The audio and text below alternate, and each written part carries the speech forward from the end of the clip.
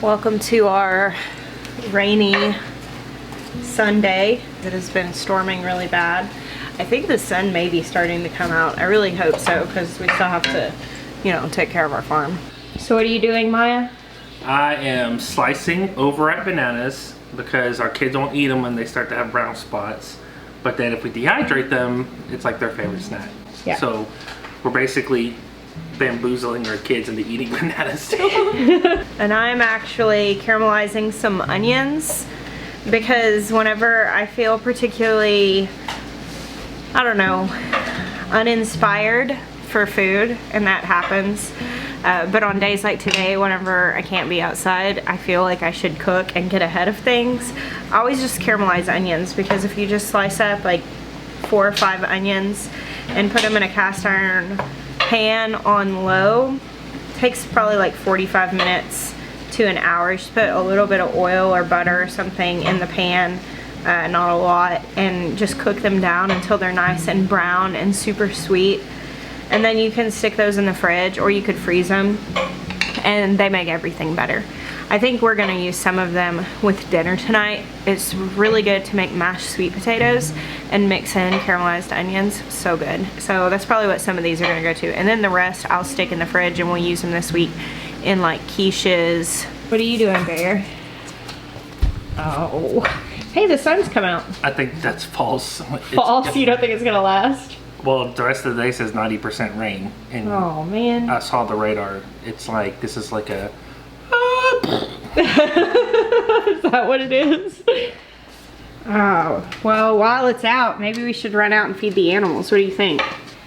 So here's a cool book. I was actually reading through this today and thinking that I needed to stick it on a vlog. I think you guys would really like this. It's a vegetarian cookbook that's all about eating real food. And so it gives you a lot of ideas of how to use things straight from the garden. Like, there are a lot of charts in here and variations. And I think that learning this stuff is beneficial even if you're not vegetarian or vegan, because when you're growing garden food, having the options of knowing what to do with it is really beneficial. Like this has all these charts that talk about how long to steam things for. Like, look at this summer squash. This is talking about like roasting vegetables. Look at those beets, so delicious. Now, I'm a big advocate of roasting vegetables. I think it's a great way to use garden food, but it has a chart for anything that you'd want to roast, like how long you need to do it. I thought that was really cool.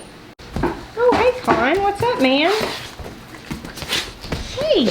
Oh goodness, you're such a sweet boy. Such a mess. Stop.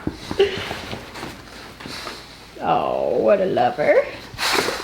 Oh, do you need a moment? Do you need some attention? Thank you for that hug. Seriously, the sun comes out on a rainy day like this, and we're like, the sun's out. We just told the kids, hey guys, get ready, the sun's out for a little while. I turned the heat off underneath these onions. I'm not gonna be outside for very long, but thankfully with something like this, you can do that. And when I come back in, I'll just turn the heat back on and let them continue to caramelize. And I'm gonna go out and check on my plants during this little window that I've got to do that. That was a lot of rain, huh? Wonder how much it was. Oh, it is so lush and green out here. And wet. Wonder how much rain we just got.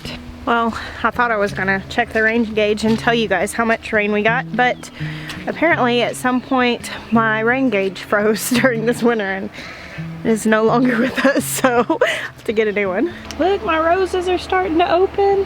I love being out in the garden right after a really heavy rain because it just all feels like it's saying thank you. It's so alive. It is really, really humid in here.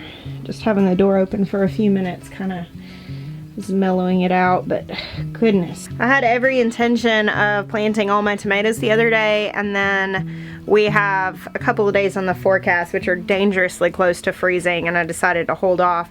I have some seedlings already out in the garden that are frost tender, so I'm going to just wait and see. And the one day that we have that the low is forecasted right at freezing, I may come out and cover those things, but I decided I wouldn't go ahead and put anything else on that until we were past that threat.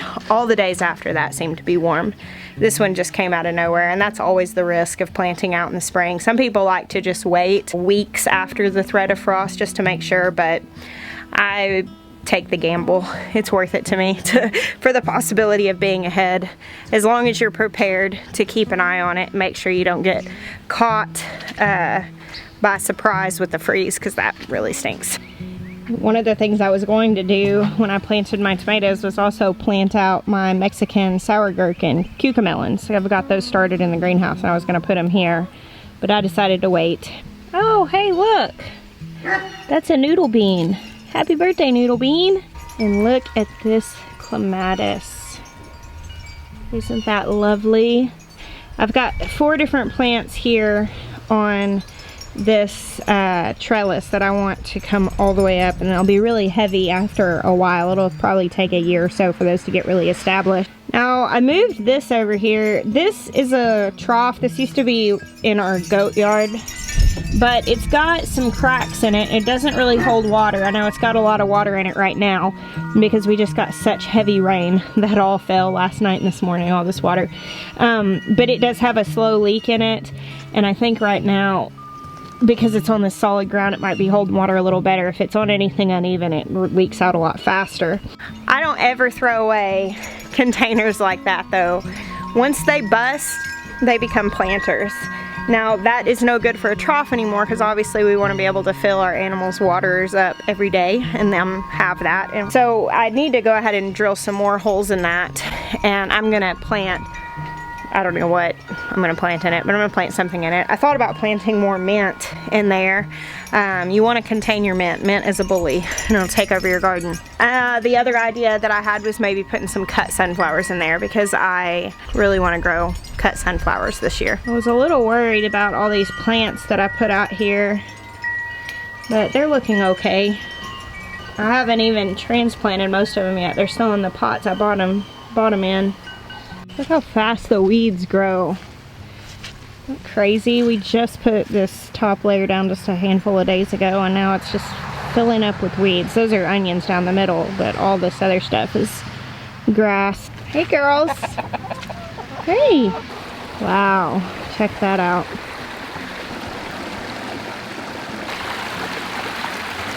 I'm surprised the kids aren't over here. Usually after really heavy rain, when the creek is really moving, this is where they'll be. I think they're with Maya feeding the animals. They're probably looking at the baby chicks.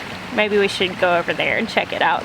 I was gonna go get the eggs, but I think I'll wait till Maya brings their food over here, because they're acting like a bunch of velociraptors, and they'll be after my toes. I'm seriously excited for these roses to open up. This is completely covered in these beautiful buds. It's so pretty. Y'all, the baby goats were getting out through these little holes in the fence, and this is how the kids rigged it up to keep them from being able to get out. That's hilarious. I came over here last night in the dark and in the rain to check on Mabel to make sure she wasn't gonna go into labor in that storm. She's definitely to the point of any day close, but not yet to the point of any minute close. I keep checking her ligaments, and I can still feel them. Goats have these ligaments on the sides of their tailbones that feel a lot like pencils under there, and those completely go away right before they're about to give birth. Usually you've got within 12 hours once you can't feel the ligaments anymore. And I can still feel hers. Well, here's the baby chicks. They're already getting bigger, starting to get real feathers. Oh, they are? Yeah, look at their wings. Look at the little feathers that are on the ends of their wings. Oh, yeah. See how many real feathers they have just in a few days? 2 days. Well, they hatched 2 days before they got here, so they're 4 days old. Hey, babies. Pecked my fingernail. One of the chicks pecked your fingernails? Yeah. Oh, they're doing really well. I've been really impressed. They've been very healthy, and so far so good.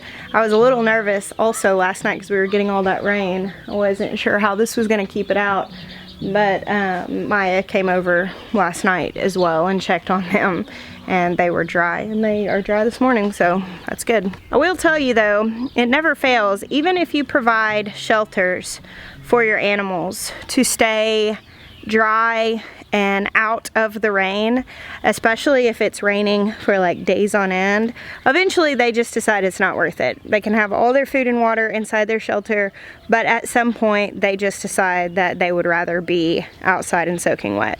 Exhibit A. What do you think, girl? Looking like a drowned rat? The alpacas, they'll stay out of the rain for a day. On day 2, forget about it. They're out in it. The goats prefer to stay dry. They'll stay inside. If I had to guess on Mabel, just looking at her, she just ran by me, I would think that we will probably have those babies within the next week, maybe within the next like 5 days. But I've been completely wrong so many times before that I would not put any weight in that whatsoever. Mabel is a first freshener, so she's never kidded before. And I like to isolate my goats to have their babies just to keep them away from the rest of the herd. I've never had a problem like when they do end up having their babies out with the herd. None of the other does have ever hurt the babies of another doe. Like, we've never dealt with anything like that. But it is good to isolate them in a kidding stall just to make sure that they are safe. And especially with a first freshener, because I don't know what kind of mom she's gonna be, and having her away from any sort of distractions or like fear of threat, like just having her in where she knows she's secure with her kids, that I feel like that kind of helps them pay more attention to them. But goats are herd animals, and so isolating them too early can kind of cause unnecessary stress. So what I like to do is just keep an eye on them and then move them into a stall when I know they're getting really close. And I'm kind of at the point with her over the last couple days that I'm checking on her a few times a day just to make sure that I don't miss signs of impending labor.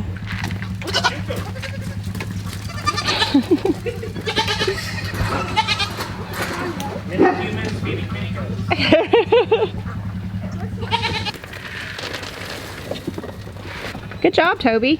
Wait, the hay from that pin put in there is still there. Yeah, it's okay. Hey, Glenn Coco. Katie. Hey, Karen. Oh, none for Gretchen Wieners.